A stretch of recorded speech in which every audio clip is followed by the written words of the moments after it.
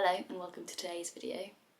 I know we're already in the second week of January, but I've only just got around to looking at my 2022 stats and thought I'd film a review of it. So I did 10,000 kilometres. I work in miles and I hit my target of 6,000 miles the weekend before Christmas, so I thought I'd better give it a go to hit it to a nice round 10,000. That 10,000 kilometres took me 430 hours and an elevation of the equivalent of climbing Everest 9 times. I only just started looking at the VeloViewer tiles in the summer, but I increased my square from 10 by 10 to 15 by 15. For those who don't know, VeloViewer tiles is basically, it splits the map up into 1 kilometre squares, and then every time you ride through a square, effectively ticks off that square, and then you're trying to make a big square out of individual tiles. So that's all the stats from my VeloViewer summary. But other statistics that I recorded just out of interest were the split between the different bikes. So here's a nice pie chart of bikes. The cyclocross was 3.3%. Other accounts for any unicycling I did, which if it's not on Strava it didn't happen, right?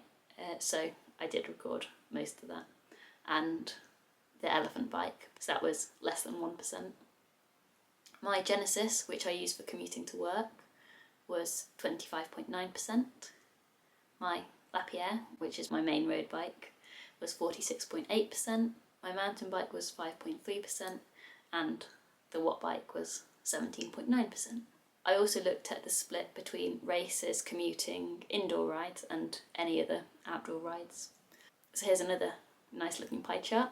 The split was 17.9% indoor, races, warm-ups and also riding to the races, because I rode to all the Mallory races I did and to the 2 cyclocross rounds that were in Parkes and Leicester.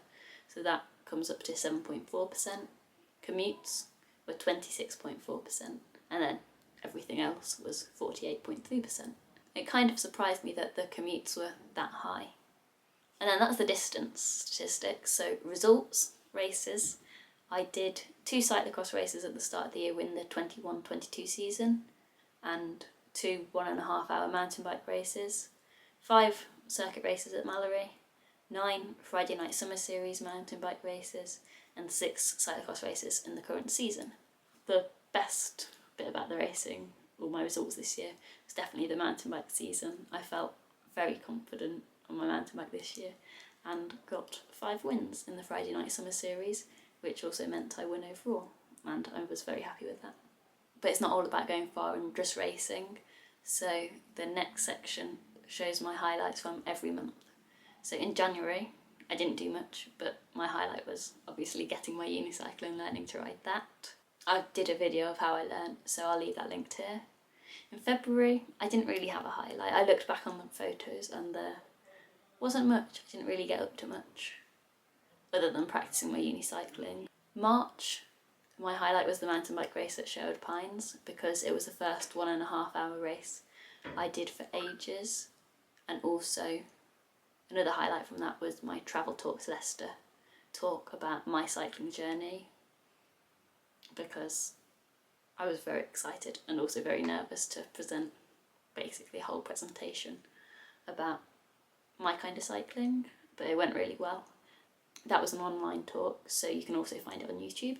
In April, my highlight was the chick ride I did for Easter for Strava Art, because I thought it looked cool, and also I got recognised by someone who only knew me through social media, and we had a lovely ride and chat.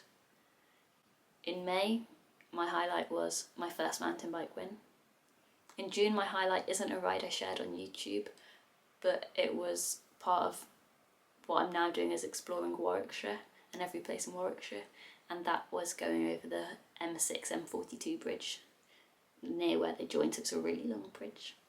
In July, there's only one highlight, which is probably my highlight of the whole year, which was my first ride up to Rochdale, which is where my family live. So that was 107 miles over the peaks, and although it rained all day, it was a ride that I've been looking forward to for ages, that has been planned or had routes planned for it for years. The first routes on my Garmin account are rides to Rochdale, but split in two with an overnight stop somewhere to take account of the distance I was riding at the time. August, my highlight was going to watch the Commonwealth Games, the road race. That was very exciting.